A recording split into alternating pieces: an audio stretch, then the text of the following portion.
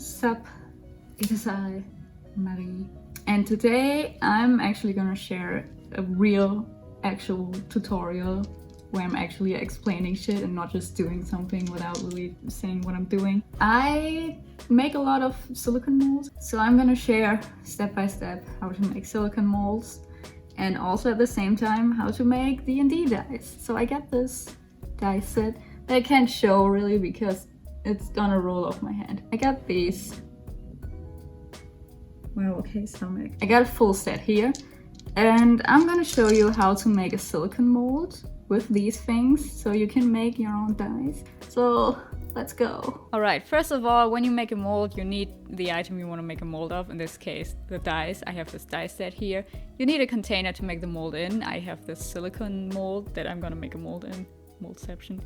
Then I got some Vaseline and of course the silicone. First of all, I'm gonna use the Vaseline and just smear it all around the mold. This is to prevent the silicone from sticking to each other. Because sometimes the silicone gets stuck in the mold and then you can't really get it off and that sucks, so yeah, put Vaseline on there. And then I'm just putting the dice in there in a way that they're nicely spread out. Once you've placed the dice in the container, you want to mix up some silicone. So the silicone I have is a 1-to-1 ratio, so 1 part A and 1 part B. I can't really recommend a certain type of silicone because I'm not that knowledgeable when it comes to silicone. But basically, with this one and with most other silicones, you just want to mix equal parts of both parts together. That was a great sentence. And then you stir it for about a minute, and you want to make sure to stir it slowly so you won't get that many bubbles in there. Now, silicone usually sets pretty quickly, so you shouldn't wait too long. And after it's mixed, I'm just gonna pour it into my mold or my container, making sure everything's covered. And now I've heard that if you pour it from up high, it will remove some of the bubbles, or you won't get that many bubbles.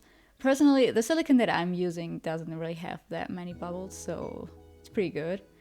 And then what I do in the end is just tapping the container, which makes my camera shake, looks funny, to make some of the bubbles rise to the top. That helps a little bit.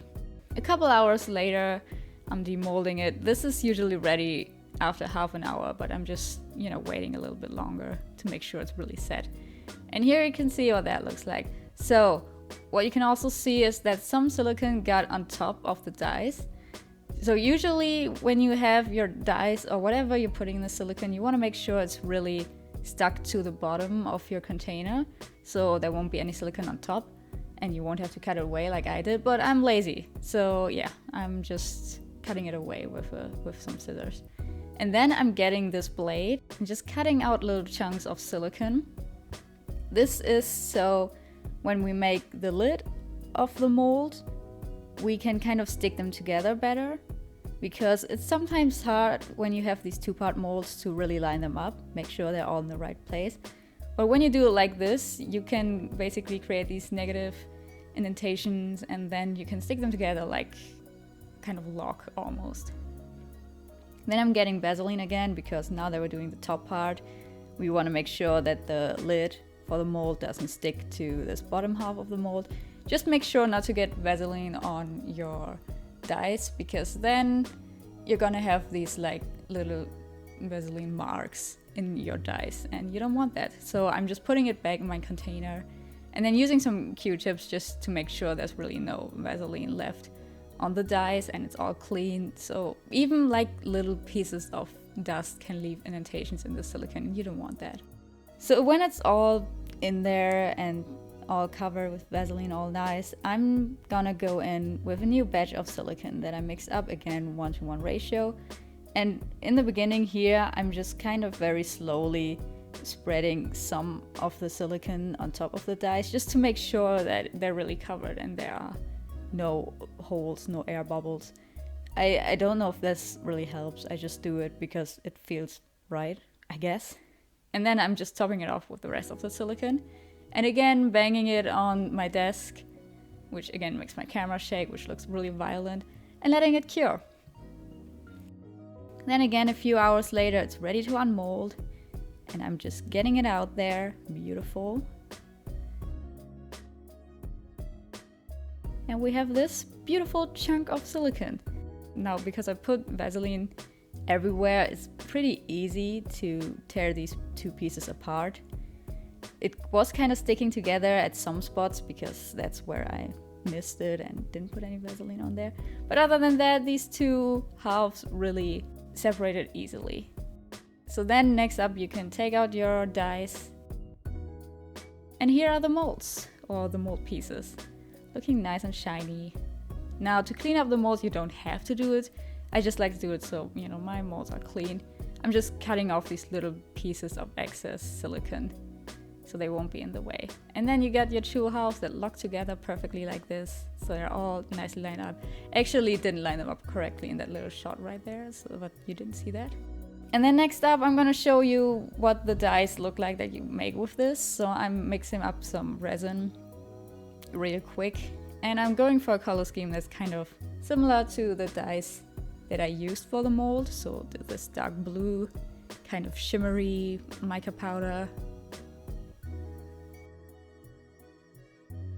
Putting in way too much, as usual. And look at that, it's so pretty and shiny, it looks really nice. And then using this like purple and a little bit of pink to make this other color. Basically a little bit galaxy-like. I just like the color scheme of the dice that I already had, so I'm kind of replicating it. And I got these gold flakes that I'm just gonna throw in the blue color. And I'm gonna put in way too much because I have no self-control. So I get these nice, sparkly, beautiful, shiny, metallic colors. Beautiful. Then it's time to put them into the molds. I do this very slowly and carefully, making sure not to get too many bubbles in there. I actually let the resin sit for a little bit so the bubbles can rise to the surface, because yeah, in molds like that, bubbles get trapped very easily, so you have to be really careful with your resin. And I'm starting off just with the blue color, putting some in there, and then changing up to this pink color, kind of just topping it off randomly, making sure that, you know, there's a little bit of color everywhere and there's gonna be a nice pattern in the end.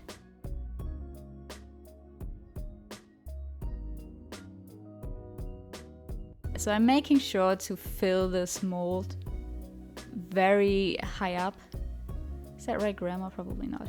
So I'm basically almost overfilling it to really make sure that there won't be any bubbles in the end. Resin can shrink a bit when it cures, so it's good to kind of top it off and really make sure to overfill it. I also like to just very slowly and carefully paint some resin on the lid part, because the lid part especially is where there are often bubbles. So it's a good idea to kind of, you know, put a layer on resin on there. So just for these parts there won't be any bubbles at all. And then it's time to flip it over and put it on there, having to do it kind of quickly so the resin won't run out. And you don't want to press it. You don't want to press down on it and squeeze all the resin out, because then you might not have enough resin in the end. And yeah, there you can see the excess and it kind of got stuck on my cutting board. Whoops. But then you can take the mold apart. Look at that. It looks pretty good. There are some small bubbles here and there, but it's hard to avoid when you don't have a pressure chamber. Peeling off these excess pieces of resin is really fun. Love that. It's just nice. And then you can unmold your dies. Look at that, looks pretty good. I love the little gold flakes in there. So pretty, so galaxy-like. And then I'm unmolding all of them. Beautiful. Look at them, so pretty. And of course, where the two parts of the mold meet, you're gonna have some excess resin there, so just take a file or some sandpaper and just sand it off. Then next up, to do the numbers, you just get a pen or even some acrylic color, whatever you have lying around, and you just paint it. And you don't have to be accurate with this. You can just like really get in there with the color. As you can see, it's all like overflowing and stuff. But that's not a problem because later on we're just gonna wipe it off and it's gonna look perfect. So yeah, just really get in there with the color and just paint all over it.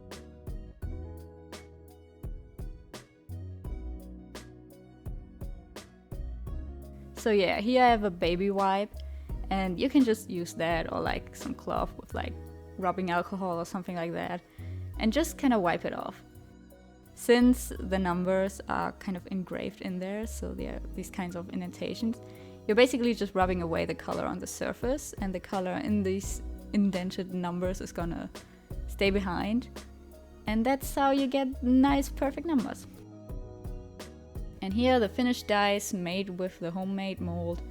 Again, you can see some bubbles here and there and I didn't sand it off properly, so... But this is what they look like. And you can reuse this mold until it's breaking down to make as many dies as you want. Fun times. Okay, yay! We're done. Here's the finished mold. Look at that, look at that. It turned out pretty good. I like it. Very satisfied. These two-part molds are always a bit harder because, well, there are two parts that you have to get right. Excuse me. These things really help. Stop honking. So yeah, here's finished dies. Ooh, ooh, yeah, sexy. Ooh, yeah, ooh. They turned out really nice and I'm gonna make a lot more. This was fun. Now you can make your own molds and your own dies and it's cool. Congrats, you learned something maybe. And I'm gonna go drink some tea now and play Animal Crossing. Okay, bye.